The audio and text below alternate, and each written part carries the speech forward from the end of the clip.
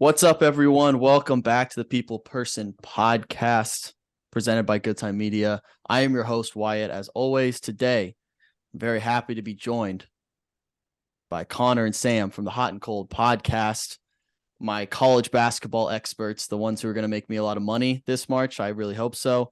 We're going to break down basically this past year in college basketball. They're going to catch me up to speed on what's been going on because I've been in full Viking mode and I'm still on the come down from that season. It's been a whirlwind. You guys know about it. But guys, how you guys doing? How are you holding up? Remind people, if they haven't been following you or whatever, where your allegiances lie come March and what you guys are looking forward to. How you guys been holding up? We've been well. The podcast is it took a break a little bit. I was telling you before we started recording, but it took a little bit of a break because Kentucky sucked, and that's one of our teams. I'm a Kentucky fan. Connor is an Indiana fan. We're on Indiana's campus, and so I'm kind of the villain to all of our fans. But you can find us on Hot and Cold on Apple Podcasts, Spotify, whatever you listen to your podcast to.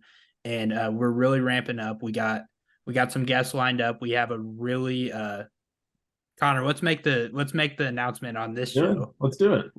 So we got press credentialed to the Sweet 16 and Elite 8 in Louisville, Kentucky. So hell yeah. Yeah. So follow Hot and Cold on Twitter, and you'll get a lot of updates from there. So we're really excited about that. But Connor, you can kind of introduce yourself as well.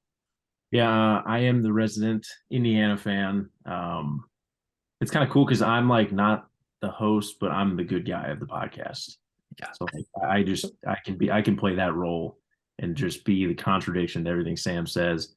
Make fun of Kentucky when they sucked. He's really lucky. Like, it was funny because we took this break and I'm like texting him, "Hey, you want to record? Indiana's playing well. I'm ready to roll, man. Let's do this." And he's just like, I'm not right now. I'm good. So they're Kentucky's better now. It's fine. So we're all good. But the credential stuff's gonna be sweet. That's awesome. I'm excited for that. I'll be following you guys there. Well, I guess let's start with your teams. So we've talked about Kentucky. They sucked, and now what? They don't suck anymore. I've seen their top 25. I've seen the numbers. Not sucking is they're back. They're a little bit better. The roster is not as good as it has been in past Cal years, but they have Oscar Tshiebwe, who's back from last year, National Player of the Year. He's kind of rounding into shape. They got a really good freshman named Cason Wallace. He's going to be top 10 lottery pick probably, and they got a really good transfer in Antonio Reeves, and they're all kind of rounding into form right now. So that's what's kind of pushing this team along. They're not very deep. They play about 5 guys, and so that could hurt them come March if they get in foul trouble. A lot of injury problems right now. Cason just got hurt last night, so they'll be an interesting team to follow in March. I think they could make a run. I don't know if they will. Gotcha. The better team right now, and I will say this hand up, Indiana is better as of right now. Whoa. As of this moment. Yes. That's very big of you. Now, I do want to say I do like every time I end up chatting with you guys is you guys will throw out names and then I'll backlog them. I won't know who you're talking about in the moment. I'll backlog them, and like 2 weeks from now, when like they do something in March, like, I've been on that guy since day one. Like last time I think I went on your pod. This is literally like a year ago. You were like talking about Will Levis, and I was like, I don't know who that is, but I'm in. And then all of a sudden, and then now it's March Combine. He's literally down the road from me right now. And I'm like, yeah, dude, Levis, I've been on that train since day one. Now we're football and basketball. Yeah, you guys just feed me names. And then eventually I'm like, oh, I remember him. Yeah, for sure. And Connor, I'm going to ask you about IU, but I'm going to change the battery real quick. All right. I knew it was coming. I saw it blinking. Yeah, that flash, that was scary. See, there you go, Connor. I said something nice about IU. Which is just shocking. Very kind. I definitely am going to bring that up next time we record for Hot and Cold, and you're probably going to deny it ever happened.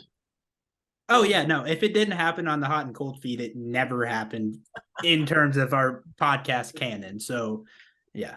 This is a spin-off episode, doesn't count. It's not canon. All right. So then Connor, IU. I followed IU definitely closer than I have Kentucky, just because where I live. Right. Where are you? So I just talked with, I don't know if you guys know Griffin Gonzalez. Mm-hmm. So he was just on the bum literally 2 hours ago, was asking about IU. He explained it where IU has one of the lowest floors, but one of the highest ceilings of anyone come March, where like you don't know what team you're gonna get, but you could get like Final Four team, or you could get out early exit. What's your thoughts? Oh, yeah, I totally agree with him. It's weird because again, they just beat Purdue, swept them this year. Awesome. Was on that from the beginning. Told Sam and I made a little bet about that when we thought Purdue was going to suck, which is the funny thing because they turned out to be like really good this year. Yeah. I made that bet like October when they were not supposed to be very good preseason, like 6th or 7th in the Big Ten. But yeah, then they lay an egg against Iowa. It was one of the worst games I've ever seen. Like bad. In my IU fandom career, like the worst possible game ever. It's crazy. I tell Sam this all. I've told him a couple times the past couple weeks. It's been the craziest season that I've ever been a part of as a fan because they're so up and down. Mm-hmm. And then, you go to Mackey and you win in a place you haven't won in 10 years, but then you lose these games at home to like a Northwestern or an Iowa. It's like, where does that come from? Like, how does that happen? And I think it's kind of just shows what college basketball is this year, which isn't great for the money that we want to make. Yeah. But I mean, everybody's so up and down. I mean, Kentucky just loses a game to Vandy at home, who is like 2-40 or something at Rupp Arena, which is crazy. Yeah. Shot at Kentucky right there. But yeah, it's just everything's so up and down. I think Indiana could definitely make a run when you have a National Player of the Year candidate in Trace and good guard play. That's been the big difference this year. I would say, what do you think decides what, like, if you see this round one, they're like this is happening, then you feel comfortable? Like, what's the deciding factor with this IU team? I think the biggest weakness they have is guarding wing players. Like if they've got a good wing scorer that plays the 3 or the 4, they might be in trouble. Like Iowa has Chris Murray. Yeah. And he was destroying them from the jump the other night. Like threes, driving to the basket, post ups, because he was getting switches with either a smaller guard that IU has on him, or he was just going at their 4 or 5 in race or Miller Kopp, and he was just killing them. But again, if they play teams that don't play super fast, aren't very big down low, Trace can dominate, then I think they've got a shot. It really, that's how March works. It all depends on matchups. And we have no idea what the bracket's going to look like. So until then, we're kind of just guessing. Gotcha. And then, so obviously this will be out in a couple of days. So it'll be before conference tournaments really kind of kick into gear. We have some smaller mid-majors happening right now, but what conference tournament do you guys think is the most maybe influential or just important to watch, if that'll make the most difference come 2 weeks from now, Selection Sunday? What's the one to watch? Where can the most teams jump, fall? What's the conference tournament we got to look at? I think, obviously biased, I'm going to be paying most attention to the SEC, but nationally, the conference tournament that means the most is the Big 12 tournament, because I think people have been saying nationally all year the Big 12 is the best conference of all time. And they're going to get, I don't even know how many teams in the tournament. I think all but 2 at the end of the day. That's crazy. It's insane. And so it's going to be a gauntlet. And I think it could either play well for the teams in the tournament or poorly, saying that they might be fatigued by the tournament. But the best team of that conference is going to come out of that, and it'll be very interesting to see who it is, because it could be, defending champion Kansas, or it could be a team like TCU, who I've been all over this year. They just picked up a win last night against Texas. They got a really good guard named Mike Miles, who you need to watch out for. He could be a guy come March Madness. That's my boy. Yeah, my boy that's Mike. your boy. Yeah, you've been on him from day one. So day one. Yeah, so I would watch that, because it's just going to be a great game after great game each night. But yeah, gotcha. It'll be very. Connor, you agree with that? Big 12. Look, to make it interesting, I'll disagree. I think it's going to be the Big 10. Again, I think have 8 teams in right now, but they've got 2 on the bubble. And the crazy thing right now is if Illinois wins Thursday night against Michigan, I don't think that game's over. There's going to be a 7-way tie for second place in the conference. So the conference tournament can be crazy. Like nobody knows. Like Indiana could finish 9th in the conference, would be a 4 seed in the tournament. Yeah. Michigan at the time right now, I mean, they're a 2 seed in the Big Ten, and they're not even in the field at all. Like they're not even in turn. So it's nuts.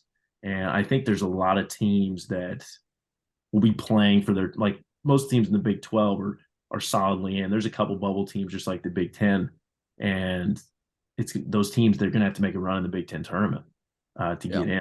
And that's always, there's a team that always makes a run. The Big 10 tournament has always been a crapshoot as far as who wins. The number 1 seed almost never wins that tournament.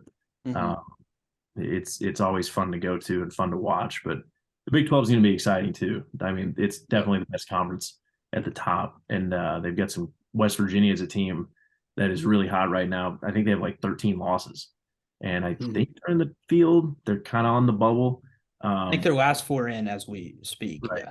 Again, it's all fluid, and they're going to need to make a run as well. And they're probably going to have to win 3 or 4 games in the Big 12 tournament to really cement themselves in the tournament. So the conference tournament's great. It's like the precursor for March. Yeah. We had a great weekend. Last weekend? It was like 5 buzzer beaters. Oh, incredible. We got a little taste. I've always said March is the greatest time of the year, and I'm biased in the sense where I don't have a team, so I can't lose. I've never lost March. Yeah. It's awesome. It's such a great feeling because we've talked about this. Like, you have no rooting. You can just enjoy the best games. Like, you just enjoy it no matter what. I can go troll mode and root against my friends every single time. And if I lose, I don't care. I have no emotion attached to it. Where I think I like to tell myself I've earned it by suffering so much through a Viking season. Like, that takes years off my life sitting through every Sunday watching that team. So I think I've earned like a March where I can just sit back and enjoy the chaos. Whether that's true or not, we'll see. I will say, I'll tell you guys right now, I have a future on a team to win it all. And I'm not going to announce it yet. I'm going to make a video and I'm going to put it out there. I think I got them 25-1 to win it all. And I'm ride or die with this team. I placed this in I placed this in January without knowing anything about college basketball. So I've secretly been rooting for them in the back of my mind. Yeah. The only hint I'll give, they have been mentioned so far. Granted, we've mentioned a lot of teams, but they have been mentioned so far. I will not tell you yet, but stay tuned because I will be announcing that soon. I think I know it. I'm not going to say it out loud. Like, okay, how about this? I'll tell you who it's not. It's not Purdue. Duh. God, no. We would have been on you if you would have bet Purdue. We would have been on. Okay, how about this? You can guess, and if you're right, I will just cut it from the podcast and I'll tell you you're right. If you're wrong, we'll just keep going and I'll just say you're wrong. I think you're wearing their color right now. Incorrect. Wrong. Damn. All right. Yes. All right. We're good. Okay. Yeah, I'm very excited. I would say I also have a future on Alabama, and this was pre murder. I think. Yeah. Well, I don't know when that actual incident happened, but pre allegation stuff. Yeah. So it's kind of hard to root for that now. A little bit. It's a little tricky. So everything else aside, Alabama's the number 1 team in the country right now. Are they the best team in the country right now, basketball wise? Connor, do you because we can do this kind of thing? We could somebody plays devil's advocate because we can argue for. But if you agree, just what do you think? Are they the best team in the country? Do you want me to go first? Yeah, you go for it. No, they're not. They're not the best team in the country. I think they could be at their best. They're the best team, but they are so inconsistent. Like, matchup to matchup, they play so much different. That's with every Nate Oates coach team because he preaches this philosophy of take as many threes as you can. Like, just it's my kind of guy. Yeah, it's so high tempo, whatever. If they have a cold night, though, they could get beat by basically anybody. And I think they do have maybe the best player in the country, Brandon Miller. He's so good. very good. It's hard to root against him because he's that good, but Yeah. things, circumstances, whatever. They're not the best team in the country. There's a team in Houston that I think is the best team in the country, pretty much far and away. When we're talking about consistency and everything factoring into it, Houston's my pick as of right now. Just pretty chalk, but that's my pick. Fair. Now, Connor, are you going to be against me or for me in this? See, look, it's hard for me to do this because I have said that they are not very good and have been overrated from the jump just because, again, he pointed out the inconsistency. But I will say this. There's one thing that always wins in March, and it's guard play. Javon Quinterly and Mark Sears, two of the best guards in the country. Brandon Miller, they've got unbelievable length. Noah Clowney, Bediako. I mean, I watched him play Kentucky. It was unbelievable. And Oscar Tshiebwe is an unbelievable player. And the things that they were doing, it was insane. He couldn't score on them because they 1 through 5, they're an NBA team. And they play like one because they have the ability to. And like he said, they shoot a lot of threes. I think that's the one thing that can hurt them. But I think one thing that has kind of convinced me that they could make a run and actually win it all is the fact that they've continued to win games in comeback fashion. Arkansas a couple days ago were down by a lot in the first half. Came back and won Auburn the other night. I mean, they're a resilient group. Winning games with all the outside noise that's going on. The fact they have kept winning games, I think, does say something. The fact that they're focused on basketball, that's what they're trying to do and trying to stay locked into. So, Houston, I don't know. I mean, that's what I think. Alabama is very, very good, but again, college basketball is insane. It's so hard to say. Some team, they're definitely a 1 seed and deserve a 1 seed. I think that you kind of get into the nitty gritty of the 1 seed. Kansas, in my opinion, could be considered the best. They have the most quad 1 wins out of any team by 5 or 6, I think. Yeah. I mean, especially if you win the Big 12 tournament, I feel like their just resume is going to be crazy. Yeah. That makes a lot of sense. But, Alabama, I think in the end, on paper, yes, they're the best. They have everything you could ask for: defense, versatility, 3-point shooting, star power, guard play. That's all you could ask for. Sam, were you going to add something there? Looked like you had. I have a theory for why Houston is going to win the national title, and I'm not saying college basketball is scripted, but it's because they're rested from they haven't played anyone in conference. That's part of it. That could be good or bad. That could be good or bad. Yeah. So I will say, just all bias out, they did play head to head against Alabama. They lost the game. They did lose to Alabama, so that might throw my entire argument away. But they have experienced guards, and Marcus Sasser, Traymon Mark, and Jamal Shed, all maybe the best backcourt in the country with those three. Yeah, keep those in mind. Lock them in. But this is where it comes down to, and this has nothing to do with basketball. The Final Four is in Houston this year. Yeah. Right? So that's one. The second, Jim Nance, this isn't my take. This is from Mark Titus. He's a Barstool employee now, but Jim Nance is his last Final Four he's ever going to call. Guess where he graduated from? Houston. There we go. There you go. Mr. Final Four himself graduated from Houston. His alma mater is going to win the national title in Houston this year. Okay. I hear you. I also know the Vikings. I'm going to bring this back to me. So the Vikings in what year is that? 2017, 2018 season. Minneapolis Miracle, little thing happened. I don't know if you've heard about it. Yeah. That happened. And then we played in the NFC Championship game, and that Super Bowl was played in Minnesota. There's never been a home Super Bowl except the next year when the Bucks did it, or 2 years later when the Bucks did it, whatever. Just saying, that's added pressure too. If if we get the Final Four, that's home. No, they might start looking ahead. Yeah, you start looking ahead. Court advantage, all that stuff. I mean, to be fair, Sam does make good points. Houston's guard play is really good. Top 10 pick, Jarris Walker as well. They've got talent. I think the biggest question is, again, it's just they haven't played anybody. Yeah. They haven't played anyone. You know, if they lose in their conference tournament, which I can't remember if they lost in their conference tournament last year or not.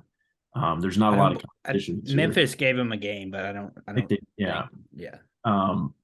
Memphis isn't as good as they were last year. There's some other, I mean, it's just the American Conference is not, it's just not very good. Yeah. Plain and simple. They're not, Houston's non-conference other than the Alabama game was. They played at Virginia as well. Which we hate Virginia. So we do hate Virginia. Yeah. That's whatever. Look, I think that's always been the question with Houston. It's like they're like Gonzaga. They're like Gonzaga has been the past couple of years. They're the number one seed for the past couple of years, and a lot of people just pencil them in to go to the Final Four and win it all. That's fine. I don't think that they're. I think they're better than Gonzaga has been. I think they have more talented players, more NBA style players, which again probably translates to winning. I don't know, man. We don't play anyone for an entire season. Yeah, it's hard to kind of get up for games throughout the year and then force yourself when's March. I don't know. Different speed of the game, man. I don't know. I'm going storyline. I think it's too perfect. That's like too perfect. Storybook ending. Yeah. It's storybook. It's Cinderella. Yeah. Let's talk about Purdue for a second because we haven't really dove into that team yet. So obviously, like, they're exceeding expectations, which they're in a tricky spot where they've already exceeded expectations, but now they have different expectations because they've been a number one team in the country. So now the narrative's different. It's like now they're putting like Final Four bust team expectations on a team that before the year was like middle of the pack Big Ten, which is tough. Which a team that might not have that talent. If two questions. If Purdue loses early in the tournament, round 1 or round 2, why? And if they make the Final Four, how? So, like, explain to me how each situation happens. I'll go first. I think if they make the Final Four, Fletcher Lawyer is their second best player and hits an unreal amount of threes. He's shooting like 50% from 3. They need to make shots. They lose early. They don't make those shots. And Edey gets early foul trouble. That's the cop-out, obviously. If he gets in foul trouble early, they might be screwed. That's how they lose early. I think they'll lose like Sweet 16. That's my guess. What do you guys think? Evaluate Purdue under those parameters. Do you have a lot of Purdue? Like, I don't want to. Yeah. No. Please. I'm begging you to shit on them. Shit on them, please. Because those are all my friends went to Purdue. Say no more. There we go. Let me just talk about the way that they will lose early because that's what's going to happen. Yes. Their guard play is awful. Let me stop you there. I want to put some respect on Braden Smith's name because he went to high school about a quarter mile behind my house, and he's kind of a dog, but he's a freshman. Yes. They're just kids. They're just kids. They're just kids. They're young, right? Yeah, young. And like I said, experienced guard play is what wins in the tournament. And I think that's the reason they've kind of hit a little skid. I think they're like 4-4 or 3-4 in February or something like that. And when you rely on freshman guards, you're going to struggle at times. And I think it finally caught up to him. Like you said, though, Fletcher Lawyer, I think, is probably the X factor just because they've always had that guy. Painter has the same roster almost every year. Yeah. Yeah, the typical big guy. He's got the 3-point shooting 2 guard. I mean, Ryan Klein, Dakota Mathias, like it's the same Sasha, thing. they had Sasha. Was that last year? Yeah. Yeah. So I mean, if he's hitting threes, that changes everything. The reason Indiana beat them at Mackey was because they shot 5 of 23 from 3.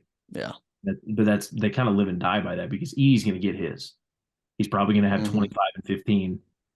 The question's going to be, does Fletcher Lawyer make 5 threes or does he go 1 of 7? Does Braden Smith have one of those games where he's got like 12 points, 7 assists, 5 rebounds? What's the supporting cast look like? I think that's the biggest question mark. I think they're probably the most fraudulent 1 seed. Sam and I were talking the other day, are they even a 1 seed? Should they even be on the 1 seed line? I think there's a debate where you could say that they shouldn't. But again, if you win the Big Ten, you're probably going to be up there. Look, they're just not very good. Gotcha. I'm a big Matt Painter hater. Me too. I think he's got the safest job in college basketball because he can legitimately underachieve and be fine. Like the fact that they, again, last year with Jaden Ivey, this year National Player of the Year with Edie. Yeah. The fact that he can lose in the round of 32 and there's no repercussions at all is just hilarious to me. Like you said, Final Four expectations. Is that for real? Like, I think if at one point you're a number one team in the country, I think that shoes you in where you should be good enough to make a Final Four if you can be the number one team in the country. But my thing with Matt Painter, I think I've told you guys this before. He's really good at making bad players good. No. Yeah, he can make good players great. He can't make great players better.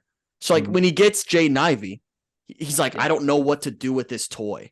He can make like average, mediocre players better. Like Ryan Klein, PJ Thompson, those role guys, he can elevate their game. And he's a good coach in that sense. But then when you get like, Jaden Ivey like last year, all of a sudden he's like, I don't know what to do. Painter as a front runner is just this year's a perfect example because they weren't supposed to finish top 4 in the Big Ten. They were middle of the pack, maybe close to the bottom because everybody knew they were going to be young and no one expected Edie to have this great season. And, he turns them into this, contender. I'll put air quotes around that because I think they're a fake contender, but they could be, you could argue that they are one. And, that's a great job, great coach. But again, they're not going to win anything. Yeah. And that's all. And depending on the fan base, wherever you coach, like if Indiana's the 1 seed and you lose in the round of 32, aka when Tom Crean lost to Syracuse, I mean that was like it, man. Like the writing on the wall after that. Like he didn't do anything after that and got fired. Painter does it. You lose to St. Peter's, you lose in the round of 32 this year. It's all right. Lifetime contract. You're never getting fired.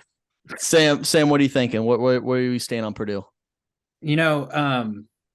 Obviously Connor holds his biases against Purdue, and that's fine. I'm completely biased in this sense. So, but I can't necessarily say he's wrong with anything he just said. I think Purdue's roster is severely flawed. I think when you look at he said it, but when you look at a Houston, you look at a Alabama, you look at a Kansas, those are all the 1 seeds right now, and then a Purdue, their roster is far inferior to all of those. Like, I just don't think they have a very good roster, and that's why they weren't ranked preseason. Not to say that means anything, but that means something at least. And I think a team, an 8 seed, a 9 seed in the second round, I think they could definitely come out of nowhere and beat Purdue. When they can't play in Mackey in March, what are they going to do? Maybe Edie gets in foul trouble, like you said. What are they going to do? And those guards are they're good. Like I think Braden Smith has played spectacular for what he was ranked, and everything like that. As a freshman, he's played awesome. Like I think he's in the running for freshman of the year, Big Ten, along with Jalen Hood-Schifino. And but he's still a freshman, and he's not John Wall. He's not one of those 5-star point guards, and that's definitely lowers their ceiling going into March. I just don't really see it out of them. Gotcha. But is Edie Player of the Year shoo-in? I haven't looked at the odds. I figured he's going to run away with it. He's a shoo-in. He's a shoo-in. Is the only competition in my opinion. And I think I know they won, but I think when he kind of had that off game, kind of like sealed the deal as far as Big Ten Player of the Year and I think there was a conversation definitely to be had for Big Ten Player of the Year that Trace could win it if he had a good game against Purdue. But I think it's deserving. It's probably deserving. There was a conversation coming down the stretch too with Brandon Miller. If let's say he went nuclear at the rest of the year, and he still could, but he's not going to win it now. Like Nate Oates, like Connor said on podcast, Nate Oates probably would have been Coach of the Year this year. He's not winning it. Like the NCAA is going to distance themselves from everything in Alabama, which will be interesting. But all right, let's do a little West Coast talk. Let's venture out there. Pac-12, UCLA, good. Potentially, are they competing for a national championship? Is that what they're looking at? And is there anyone else in the Pac-12 who can compete? Because I genuinely don't know. I just know UCLA. UCLA is Final Four good. I want to Okay. get that in my opinion. They're Final Four good. They have two experienced guys. I've been there for what seems like forever, and Tiger Campbell and Jaime Jaquez, Yeah. who kind of run the ship. And they got some really good freshmen, Amari Bailey, Adim Bona. Like they have a good mix of vets and young guys. Really good talent, great defense. Their offense is good too. The team that has the highest ceiling in the Pac-12 is Arizona by a lot. Like they can beat just about anybody in the country. They have the same problem with Alabama, far worse, like way worse. Like they Really? can go turn around, lose to Utah one night, and then the next night they could beat UCLA by double digits. Like it'll be interesting. I think this is obviously coming out after Arizona and UCLA play. So that will show a lot of where they're at right now. But I'd say, it's a 2-team conference this year. And I think both teams have the chance to make it to the Final Four. But UCLA definitely, they're more consistent. They're more sure to actually perform in the tournament. But Gotcha.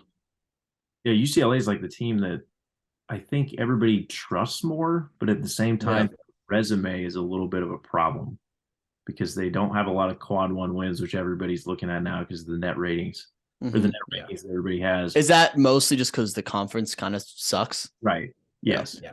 And their out of conference schedule wasn't great this year. Arizona reminds me of Indiana just in the fact that, again, like Sam said, they'll beat anyone, but they can legitimately lose to anyone. Like, I don't know where they're going to end up. They lose to UCLA. I mean, I think they're a 3 seed right now, depending on what bracket you get. I mean, if they somehow slip to a 4, which I doubt, but again, a 3-14 isn't out of the question. I mean, they could lose first. They could legitimately lose in the round of 64. They've lost to teams of that caliber multiple times this season. And it doesn't make sense because the amount of talent that they have is crazy. And Tommy Lloyd's one of the best coaches in the country. But again, Umar Ballo, Tabellis, Courtney Ramey, Teresa, I mean, they're loaded. Indiana played them earlier in the year and got steamrolled. Like they were down 25 in the first 5 minutes of the game. And then Indiana made it a little closer, but they have games like that, and then they'll lose to Arizona State, who's not very good. They'll lose to Utah. So that was a sick buzzer beater, though. It was. Yeah, that was really cool. I was watching that one live. That was sweet. Yeah, that was awesome. Yeah. God. Yeah, the Pac-12 though is such a bad conference. It's so bad, and they're going to lose UCLA too. Like UCLA is not going to be there in a couple of years. Like I don't know what they're going to do, but Arizona's probably going to win that. They're going to get one of those Kansas streaks going and win that conference. Yeah. Well, this is a different story, but talking about the Pac-12, and I don't mean to go off on a tangent on your podcast. Go. The Pac-12 might disband after these two teams leave. These are their biggest moneymakers, UCLA, USC. I wouldn't be surprised if Oregon makes the jump. I don't know if the Big Ten wants them, but I think they want to go to the Big Ten. And then Arizona, I would not be shocked if they end up in the Big 12. They lose those 4, they're not even a real conference anymore. Like they have nothing. They're then worse than the Mountain West Conference. And there's an argument that they already are in basketball, at least. So did you guys see the TV deal that they're looking at? They've reached out to every possible CBS, all this. You guys know the TV channel Ion, Ion TV? Yeah. That's who they're reaching out to televise their games. Dude, they couldn't get True TV or something like that. Even True, they used to. I don't know if they still do. They throw some March Madness games to True TV. Oh yeah, which is crazy to me. How is True TV still getting games? That should be. They should get rid of that. Yeah, it's that, and then they play Impractical Jokers for 20 straight hours, and then they get a March Madness game once a year to keep their lights on, and that's it. There was one year coming back from every commercial break. It was just Sal, Q, Joe, and Murr. Every single March Madness game. It was insane. And then the Carbonara effect, that one dude with the magician. It's no one's watching that. I'm sorry. Hell yeah. Crazy. So also out west, we have WCC. We got Gonzaga, St. Mary's. Mm-hmm. So I saw somewhere like St. Mary's and Gonzaga are kind of neck and neck this year. Like the gap is closed. Some arguing St. Mary's might be better. Do they have a chance now? Has Gonzaga gone full circle where they were always sleeper favorite? They're going to choke, finally make a Final Four. Have they circled back around to maybe they're a sleeper now? Like they sneak in 3 or 4 seed, maybe cause some damage. People sleep on them a little bit. Honestly, good point. I hadn't really thought of that, honestly. Because I don't see Gonzaga this year as like, oh, they're not 1 seed line. Like maybe like they'll sneak in there. People forget about them. This is where Gonzaga is comfortable. I think they're back to where they need to be because, past couple of years, if you tune into any show pre-tournament, it's just like, okay, my pick is Gonzaga to win the tournament. They don't want to be there. Like they want the roster to be good, not like Jalen Suggs, Chet Holmgren good, and then they're definitely going to disappoint in the tournament. I think where they're at right now, Drew Timme, Nolan Hickman, and Hunter Sallis coming back for their second years. Julian Strother is back. Like they have a really good roster, but they didn't really put it together this year. And I think they're kind of rounding into form. But my biggest take about Gonzaga right now, the fact that they're even as high as they are, and because I don't know if they really have that resume, they have to thank St. Mary's for making their conference at least a little bit competent. The fact that St. Mary's has showed up, they've beaten really good teams, they have a really good resume. Gonzaga has them to thank because I don't know where they would be without another at least decent team in the West Coast Conference because it's not a good one whatsoever. And, I just have a feeling I'm going to bet on Gonzaga to go further than they probably will. Just I think I could see them beating like a 2 seed in the round, like Sweet 16, make a Elite 8 run. I don't know. I mean, like right now, I'm looking at Lenardi's bracket. They're a projected 3 seed, and it's actually interesting because St. Mary's is the 5 in that region. But they have to play St. Mary's, who they've beaten, I think, twice this season. They're 1-1 with them. They will have by the conference tournament. They'll beat them. Yeah, and then Virginia is the 4, so like they're easy. I mean, that's easy money for them, honestly. Like they're better than every team in that little pod. They'd have to play Kansas, which is unfortunate, but again, like you said, they're kind of like they don't want to be the front runner. Like they're very comfortable. Their team is still very good. They still have a lot of depth. Earlier in the season, they looked really good. They dropped one. I can't remember what preseason tournament they were in, but then they like destroyed Kentucky in the neutral home game, whatever you want to call it. I know that's still a sensitive topic, but they still have their star players in Drew Timme and Strother. And again, if you have 2 guys that can score 35 plus points a game, you don't really need just a little bit from everybody else, and you're going to be in good shape. So. Makes sense. Do you all right, we'll kind of move on to more broader topics, and I want to get some predictions out of you guys just so you guys can look like fools come end of March. We're gonna look like idiots. We're gonna look like idiots by the time this releases. This is why I'm king of this game. Don't put your picks out there. They can't clip it. No, but I will. I'm gonna after we're done recording, I'm telling you my pick, and I want you guys to break that down and convince me that I'm right. But I got you. Are there any? I know you guys are blue blood guys through and through. Are there any mid-major teams that you guys are keeping tabs on? Do you know anything, or are you like screw them? It's blue blood or die. Let me go first because this is. Let me just. Mid majors are annoying. Okay, I'm the guy that when you're going through the bubble teams and there's the 21-14 like Big 10 or Big 12 team, or like the 27-3 or 28-6 mid-major. Pick the Big 10 team. Pick the Big 12. Like they actually play this game. They deserve it. I'm that guy. So all the mid-major teams, no, I don't even care. Don't even pay attention to them. Oral Roberts, though, I will say they're really Max Is he still there? Yeah. Oh yeah. Of course. They got some guy from Arkansas, Connor Vanover, I think is his name. He's 7'5". Yeah. 7'5". Yeah. I'm in. Whoever they play. I'm in. They're 12. Like I'm telling you right now, if they're a 12 seed, which they probably will be. Mm-hmm. That's the easiest 5-12 upset of the tournament right there. I want them to fall. I want them to fall like 13, so then I can get more money when I bet on them.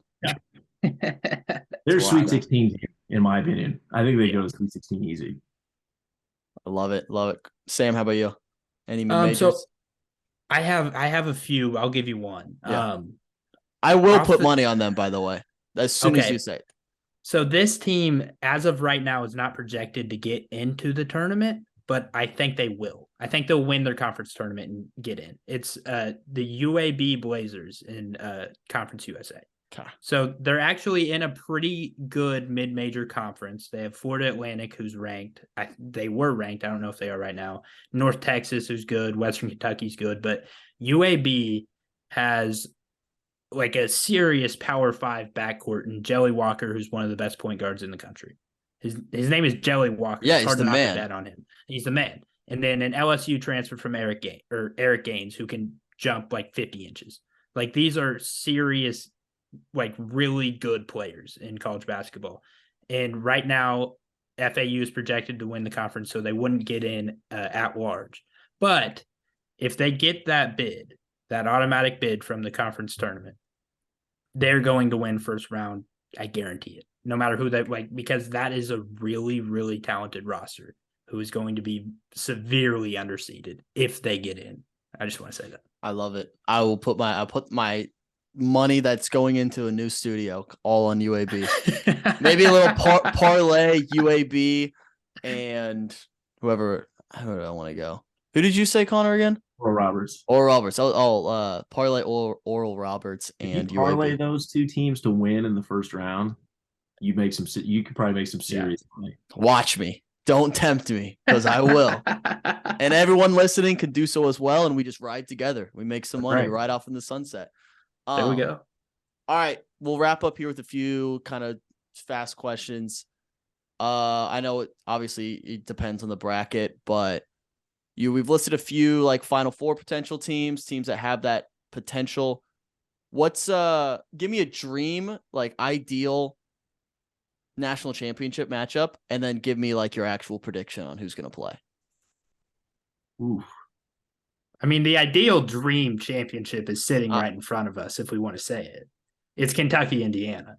Like, if that is the national championship, like that's even like more of a stretch than a dream, I think. I think that's just that's out there in a different atmosphere. That would be crazy if it did happen. I think the best, I don't know, if you want like the best game as far as like something that's enjoyable to watch, I think Alabama is a team that you probably want in it just because they play up pace. As we said, a lot of threes, a lot of points, not a lot of defense going on all the time. So that would be good. I think Alabama, Kansas would be a really good one, but that's again 2 1 seeds. So that's pretty chalk of me to say. Again, I'm not going to say that Indiana is going to get there in my dream scenario because I don't want to jinx it or anything. So I think another one that would be interesting is if UCLA gets there and maybe, I don't know, a Texas. Again, some of those teams that are fringe 1 seeds that could make a run if one of the 1 seeds in their bracket's upset. I think UCLA is really good. Texas is another team that's kind of flown under the radar because they've been overshadowed by Kansas in the Big 12 all year. So I think that there's a lot of good teams out there that, again, the championship would be really good. Teams that shouldn't and everyone should not want to be in it. Purdue would be ugly. Not a fan. Kentucky would not be good. Okay, look, seriously, we can talk about this for a second. Kentucky took in their last game 30 mid-range, the worst shot in basketball. They took 30 of their 59 shots were from the mid-range. I saw that. They just like don't shoot threes. No, that's crazy. Is Cal in the hot seat? That's the question. Here we go. He was early in the year. Get him out. He was early in the year. Everybody wanted him. Get him to Texas, bro. Yes. Look, they play ugly. There are some teams that play ugly basketball. Now, Kentucky is one of them, and it's working. Whatever, they're winning games by doing it. It's fine. But again, I personally don't want to see that stuff. As long as you shoot a lot of threes, You score a lot of points. I mean, I don't want like was it Virginia, Texas Tech? Was that like 4 years ago? Yeah. One of the worst championship games ever because they were Didn't like it go? It went to overtime. It went to overtime, and I don't know if the total hit after that. That's crazy. It was ridiculous. It probably went to overtime. It was still in the 50s. Yeah. So low scoring and so boring. I don't want that. Offense is what we need. Okay.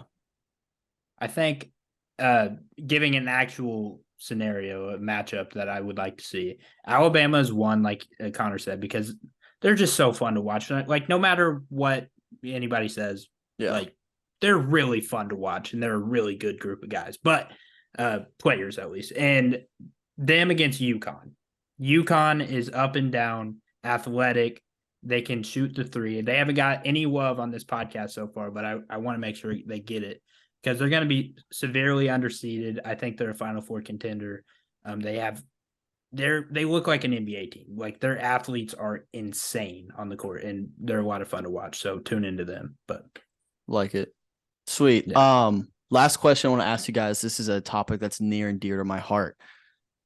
Talk me through your bracket philosophy. Are you multiple brackets? Are you one bracket? Do you do two? Like, where do you guys stand? Because I have a very strong opinion on this, and there is a right answer. Well, are we talking like bracket challenges? Like bracket comes out Sunday until the first game tip-offs. What are you doing with brackets? Just walk me through that couple days. If I'm in like a group that's like doing this bracket challenge for like money and like everybody's doing like multiple, I'll fill out multiple. But like I think as I've gotten older, and I'm not old or anything, I'm still in college, but like I've started like filling out brackets isn't as fun as it used to be. Like, it's just kind of monotonous, and you're just into picking the same teams over and over again, or you're picking like the opposite of what you picked the first time, just to like head a little bit. So like I'm definitely on the side of like one, maybe two at most. That's the side I'm on. Sam, how about you? I'm all eggs in one basket, man. I only do one, and I ride with it. Now, it always bites me in the ass. I think last year, my Final Four had 3 teams that didn't make the second weekend. So it was Dickie V, like that. He had like his Final Four, like none of them made it to the Sweet 16. Like, he jinxed everyone. It was like Kentucky, Tennessee, Iowa, and Arkansas, I believe, and it was bad. It was really bad. But I'm still gonna ride with that this year. I never do well in it, but I still have fun just doing one. Like, when you start getting into multiple, you don't even know who you're rooting for anymore after that. Good. You guys both passed. It's one bracket, ride or die. If someone shows up and they have like, oh, I lost this, but I had them in another bracket. Fuck off, dude. No, you didn't. You pick one bracket and that's it. And you ride with that bracket till you die. And like, if you want to like place a bet on a sports book to like hedge, whatever. But when it comes to actually filling out a bracket, you have one bracket, you submit it everywhere. And like, I treat like it's like a relationship. Once you fill one out, you're not going to go, or once you find a girl, you're not going to go flirt with a bunch of other girls and see like, maybe these are better. No. Yeah. Even if that girl you chose sucks, you ride with it for at least the duration of March. And then then you forget about her. But once you pick and commit, like, this is my girlfriend, this is my bracket, don't be a douchebag. Don't go flirt with other brackets. No, you stick with your bracket, ride or die, until it comes to bite you in the back, and then you can move on. But until 100%, I'm a one bracket man. I will. I'm a monogamous. I guess I'll say. Is that the right word? I'm a monogamist. Monogamy to a bracket is something I didn't think I would hear, and this which is it made my day. I think. To be fair, I do miss the days, like back when you're like middle school, or like you had like 20 brackets like in your hand, and you couldn't lose. You just couldn't Sam and I, being teachers' kids, we were the cool kids in school. Like, we were like, hey, that's a stretch. It's cool kids in school because our teacher. No. Because during March because we could have like 100 brackets printed and just those are like currency. To start dealing like drug deals behind the like slide at recess. Like, hey, I got another bracket for you. No, it was bad. I used to have like a ream of brackets, like a ream of. It was insane. Yeah. Last question. Do you remember the most like heartbreaking bracket loss you guys have ever faced? Mine was Georgetown, Dunk City. I had them winning it all, and I cried. Oh. It was bad. It was really bad. Mine was probably IU Syracuse. When they were the 1 seed, I obviously had them winning it all and losing to like I can't even remember what Syracuse was, like a 10 or 8 or 9 or whatever they were. Yeah, it was winning. Well, Kentucky was I mean, they were 38-0 going into the Final Four, and they lost to Wisconsin, and that sucked. That's not really personally to me. Should have lost to Notre Dame, I believe, that same tournament. Remember that game? St. Peter's? Jerry and Grant, yeah. I mean, yeah, that was worse than St. Peter's. They could have went 40-0. They could have went 40-0. There was nothing you could say forever after that. That record will never be touched. Yeah. Tough, man. Well, hey, thank you guys for enlightening me. I feel like a smarter man now. I'm ready to go make a lot of money in March. I hope everyone else feels the same who listen to this. Let people know one more time where to check you guys out, what to look forward to. Hope Sweet 16 is going to be dope now. Just let people know again where to find you guys. Yeah, we're Hot and Cold podcast on Apple Podcasts, Spotify, whatever. And then you can find us Hot and Cold on Twitter, Instagram, whatever. We're usually mostly on Twitter, so you can find a lot of our coverage from the Sweet 16 Elite 8 on there. So it'll be a lot of fun, and I hope your followers have learned something about college basketball today. I don't know if we're the right people to listen to, but I'd like to think we are. So, we'll know in about a month. Don't hate us when we're wrong about every single thing we said. Right. I'm wrong about everything I say all the time. They're used to it. I have no problem being wrong on this show. Trust we were perfect. We were perfect guests then. Yes. Amazing. Well, again, thank you guys, Connor, Sam. Thanks for coming on. I appreciate it. And we're going to end it here so I can ask you about my future pick that I haven't announced yet. And I'll tell you guys a little inside secret. So thanks again for coming on.